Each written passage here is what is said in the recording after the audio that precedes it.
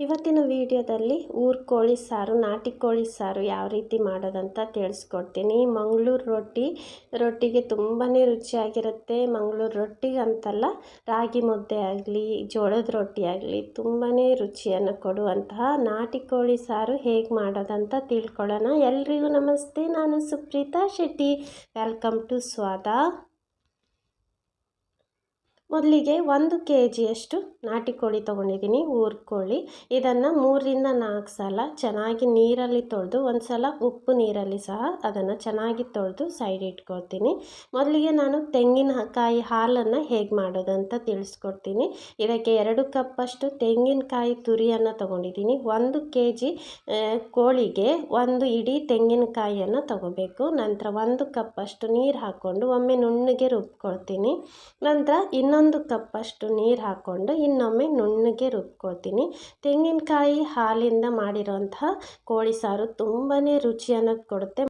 ತೆಂಗಿನಕಾಯಿ ರುಬ್ಬಿರೋದನ್ನು ಸೋಸ್ಕೊಳ್ತಾ ಇದ್ದೀನಿ. ನೀವು ಕಾಟನ್ ಬಟ್ಟೆ ಇದ್ದರೆ ಅದರಲ್ಲೂ ಸಹ ಸೋಸ್ಕೋಬಹುದು.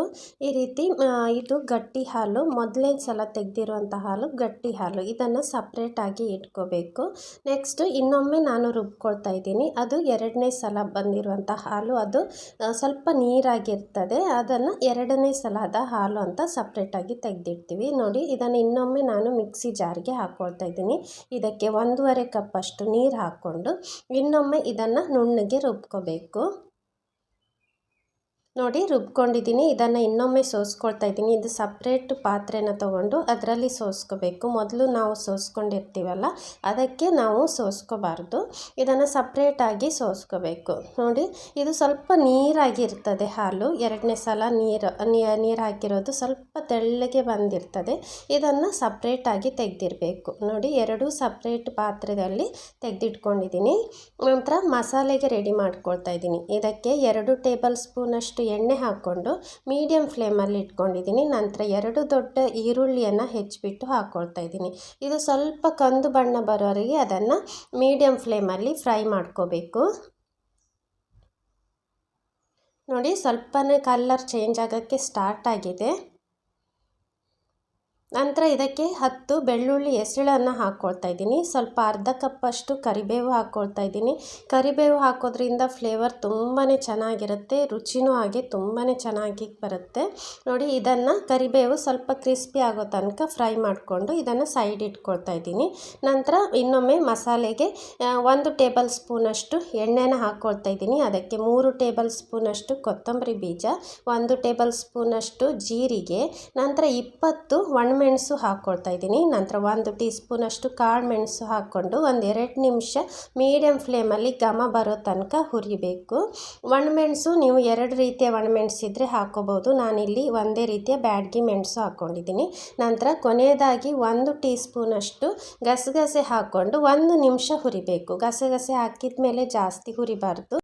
ನಂತರ ಬೆಂಕಿ ಆರಿಸ್ಬಿಟ್ಟು ಅದು ತಣ್ಣಗಾದ್ಮೇಲೆ ಅದನ್ನು ರುಬ್ಬಬೇಕು. ಮೊದಲು ನಾವು ನೀರುಳ್ಳಿ ಏನು ಫ್ರೈ ಮಾಡ್ಕೊಂಡಿದ್ವಿ ಅದಕ್ಕೆ ಅರ್ಧ ಕಪ್ಪಷ್ಟು ನೀರು ಹಾಕ್ಕೊಂಡು ನುಣ್ಣಗೆ ರುಬ್ಕೊಳ್ತೀನಿ. ನಂತರ ನೋಡಿ, ಒಣಮೆಣಸು ಫ್ರೈ ಮಾಡ್ಕೊಂಡಿದ್ವಲ್ಲ ಅದನ್ನು ಸಹ ಹಾಕಿಬಿಟ್ಟು ಒಂದು ಅರ್ಧ ಕಪ್ಪಷ್ಟು ನೀರು ಹಾಕಿಬಿಟ್ಟು ನುಣ್ಣಗೆ ಅದನ್ನು ರುಬ್ಕೋಬೇಕು. ನಂತರ ಇದಕ್ಕೆ ನಾನು 1 ಇಂಚಷ್ಟು ಶುಂಠಿ ಹಾಕ್ಕೊಳ್ತಾ ಇದ್ದೀನಿ. ನಂತರ ಸಣ್ಣ ತುಂಡಷ್ಟು ಹುಣಸೆ ಹಣ್ಣು ಹಾಕ್ಕೊಳ್ತಾ ಇದ್ದೀನಿ. ನಂತರ ಸ್ವಲ್ಪ ಅರ್ಧ ಕಪ್ಪಷ್ಟು ನೀರು ಹಾಕ್ಕೊಂಡು ನುಣ್ಣಗೆ ರುಬ್ಕೋಬೇಕು. ಹುಣಸೆ ಹಣ್ಣು ಹಾಕೋದ್ರಿಂದ ರುಚಿ ತುಂಬಾ ಚೆನ್ನಾಗಿ ಬರುತ್ತೆ. ನೀವು ಮಾಡಿ ನೋಡಿ, ತುಂಬಾ ರುಚಿಯಾಗಿರುತ್ತೆ. ರುಬ್ಬಿರೋದನ್ನು ಒಂದು ಸೈಡ್ ಇಟ್ಕೊಳ್ತೀನಿ. ನಂತರ 1 ಕುಕ್ಕರ್ ತೊಗೊಂಡಿದ್ದೀನಿ. ಅದಕ್ಕೆ 1 ಟೇಬಲ್ ಸ್ಪೂನಷ್ಟು ತೆಂಗಿನ ಎಣ್ಣೆ ಹಾಕ್ಕೊಂಡಿದ್ದೀನಿ. ನಂತರ 2 ಈರುಳ್ಳಿನ ಉದ್ದಕ್ಕೆ ಹೆಚ್ಚಿಬಿಟ್ಟು ಹಾಕ್ಕೊಂಡಿದ್ದೀನಿ. ನಂತರ ಸ್ವಲ್ಪ ಕರಿಬೇವು, 1 ಟೇಬಲ್ ಸ್ಪೂನಷ್ಟು ಬೆಳ್ಳುಳ್ಳಿನ ಹಾಕ್ಕೊಂಡಿದ್ದೀನಿ. ಇದನ್ನು ಸ್ವಲ್ಪ ಕೆಂಪಗಾಗೋ ತನಕ ಎಣ್ಣೆಯಲ್ಲಿ ಹುರಿಬೇಕು. ಕೆಂಪಗಾದ ನಂತರ ಅದಕ್ಕೆ ನಾವು ಚಿಕನ್ ಇಟ್ಕೊಂಡಿದ್ವಲ್ಲ ಅದನ್ನು ಹಾಕೋಬೇಕು. ಇಲ್ಲಿ 1 kgಯಷ್ಟು ಚಿಕನ್ ತೊಗೊಂಡಿದ್ದೀನಿ. ಚಿಟಿಕೆಯಷ್ಟು ಅರಿಶಿನ, ನಂತರ ರುಚಿಗೆ ತಕ್ಕಷ್ಟು ಉಪ್ಪು ಹಾಕ್ಕೊಂಡು ಎಣ್ಣೆಯಲ್ಲಿ 2 ರಿಂದ 3 ನಿಮಿಷ ಚೆನ್ನಾಗಿ ಈ ರೀತಿ ಅದನ್ನು ಮಿಕ್ಸ್ ಮಾಡ್ಕೋಬೇಕು.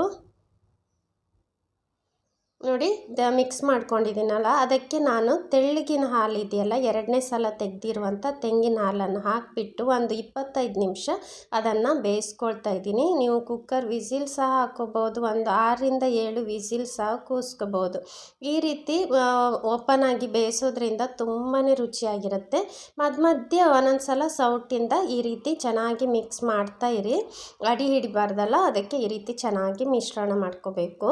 ನೋಡಿ 25 ನಿಮಿಷ ಬೇಯಿಸ್ಕೊಂಡಿದ್ದೆ ನಾನು. ಇದಕ್ಕೆ ರುಬ್ಬಿರುವಂತಹ ಮಸಾಲೆನ ಹಾಕ್ಕೊಳ್ತಾ ಇದ್ದೀನಿ. ಇದಕ್ಕೆ ಒಂದು ಅರ್ಧ ಕಪ್ಪಷ್ಟು ನೀರು ಬೇಕಂದರೆ ಮಾತ್ರ ಹಾಕ್ಕೊಳ್ಳಿ, ಗಟ್ಟಿ ಗ್ರೇವಿ ಬೇಕಂದರೆ ನೀರು ಎಕ್ಸ್ಟ್ರಾ ಹಾಕೋದು ಬೇಡ. ನೋಡಿ ಇದನ್ನು ಚೆನ್ನಾಗಿ ಮಿಕ್ಸ್ ಮಾಡ್ಕೋಬೇಕು. ಒಮ್ಮೆ ಚೆನ್ನಾಗಿ ಮಿಶ್ರಣ ಮಾಡಿಕೊಂಡು ನಾವು ಫಸ್ಟ್ ಹಾಲು ತೆಗೆದಿದ್ವಲ್ಲ, ಗಟ್ಟಿ ಹಾಲು, ಅದನ್ನು ಹಾಕಿಬಿಟ್ಟು ರುಚಿಗೆ ತಕ್ಕಷ್ಟು ಉಪ್ಪು ಹಾಕ್ಕೋಬೇಕು. ನಂತರ ಚೆನ್ನಾಗಿ ಮಿಶ್ರಣ ಮಾಡ್ಕೊಳ್ಳಿ. ನೋಡಿ ಇದು ಚೆನ್ನಾಗಿ ಕುದ್ದಷ್ಟು ತುಂಬಾ ರುಚಿಯಾಗಿ ಬರುತ್ತೆ. ಒಂದು ಅರ್ಧ ಕಪ್ಪಷ್ಟು ನೀರು ಹಾಕ್ಕೊಳ್ತಾ ಇದ್ದೀನಿ. ಗಟ್ಟಿ ಇದೆ ಅನಿಸಿದ್ರೆ ನೀರು ಹಾಕ್ಕೊಳ್ಳಿ, ರೊಟ್ಟಿಗಾದರೆ ಸ್ವಲ್ಪ ತೆಳ್ಳಗಿದ್ರೆ ತುಂಬಾ ರುಚಿಯಾಗಿರುತ್ತೆ. ನಂತರ ಒಂದು 10 ನಿಮಿಷ ಮೀಡಿಯಮ್ ಫ್ಲೇಮಲ್ಲಿ ಚೆನ್ನಾಗಿ ಕುದಿಸ್ಕೋಬೇಕು. ನೋಡಿ ಎಷ್ಟು ರುಚಿಯಾಗಿರುವಂತಹ ಕೋಳಿ ಸಾರು ತುಂಬಾ ಸುಲಭವಾಗಿ ಮಾಡ್ಕೋಬಹುದು. ನೋಡಿದ್ರಲ್ಲ, ನನ್ನ ಈ ರೆಸಿಪಿ ನಿಮ್ಗೆ ಇಷ್ಟ ಆದರೆ ಪ್ಲೀಸ್ ಲೈಕ್ ಮಾಡಿ, ಶೇರ್ ಮಾಡಿ, ನನ್ನ ಯೂಟ್ಯೂಬ್ ಚಾನಲ್ನ ಸಬ್ಸ್ಕ್ರೈಬ್ ಮಾಡಿ, ನನ್ನ ಫೇಸ್ಬುಕ್ ಪೇಜನ್ನು ಫಾಲೋ ಮಾಡಿ. Thank you so much for watching.